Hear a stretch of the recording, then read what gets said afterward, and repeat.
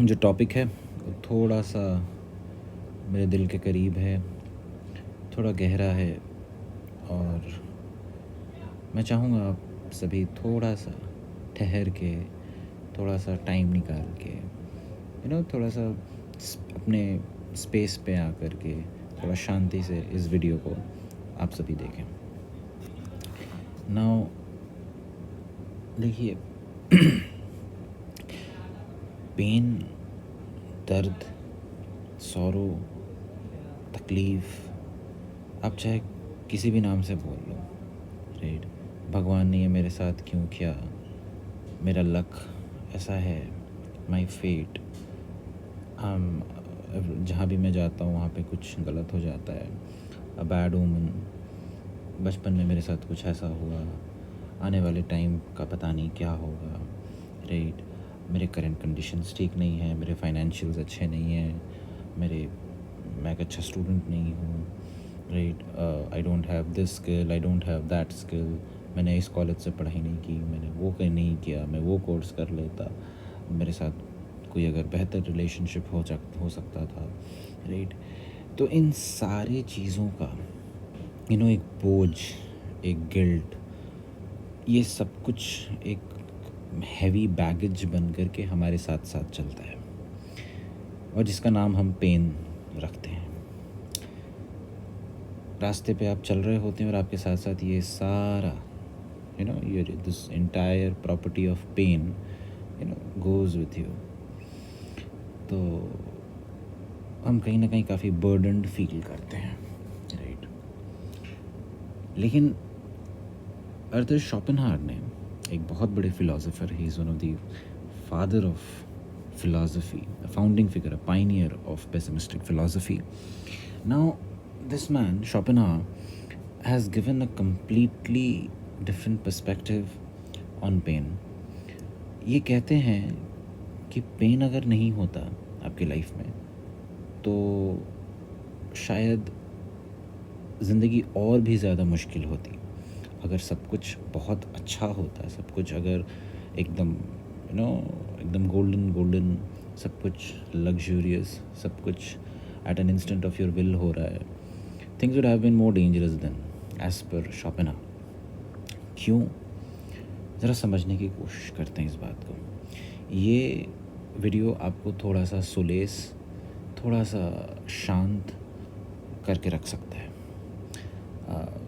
Helpful हो सकता है। ये पर्सपेक्टिव अगर आप अपने दिमाग में प्लांट करते हैं लाइफ को देखने का, अगर ये नज़रिया अगर आप थोड़ा सा इस साइड से रखते हैं, इस पर्सपेक्टिव से रखते हैं, it might give you some solace, थोड़ा सा सिचुएशन, थोड़ा सा सेटिस्फाइड, थोड़ा सा शांत फील कर सकते हो, राइट।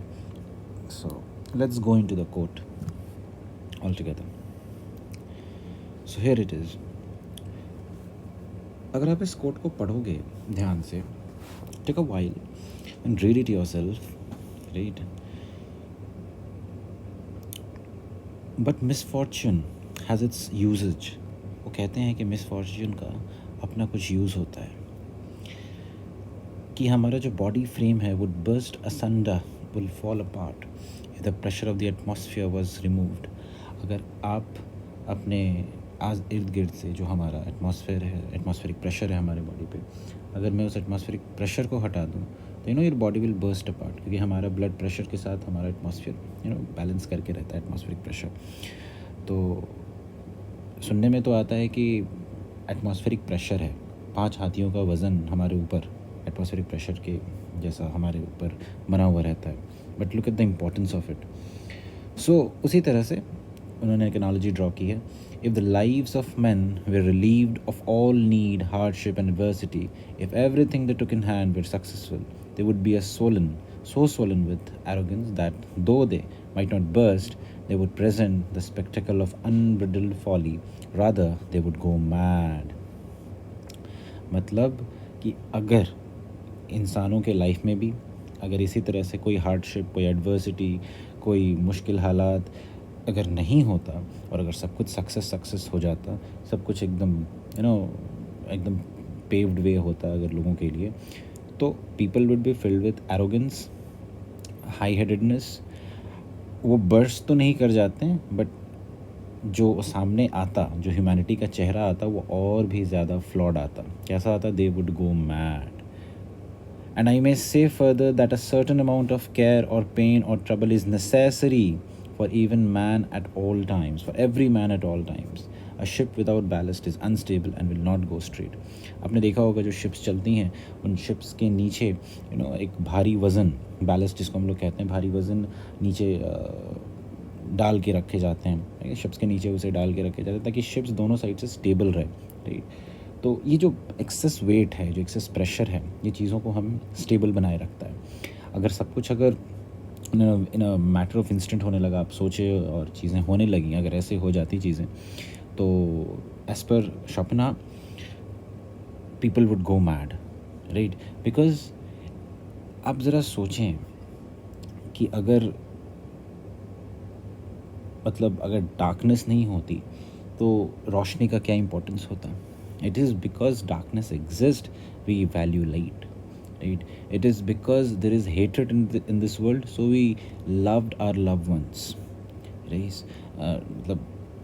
अगर आप अगर उस नफ़रत से नहीं डर रहे होते, अगर आप इस दुनिया के उस पूरे सेल्फिशनेस, ये सारी चीज़ें, जो पूरा ईवल नेचर है पूरे वर्ल्ड का, अगर ये सारी चीज़ें नहीं होती, आप लव लिटरेचर को इतने कस के नहीं पकड़ रहे होते जितना कस के हम लोग आज पकड़ते हैं. राइट. तो जितना ईवल का इंटेंसिटी बढ़ता है, उतना ही डिवाइन का इंटेंसिटी भी बढ़ता है. Right. It is like the yin and yang, it is like the black and white of life. Right. Fine balance between the two. Right. तो that is the thing, one keeps the other stable.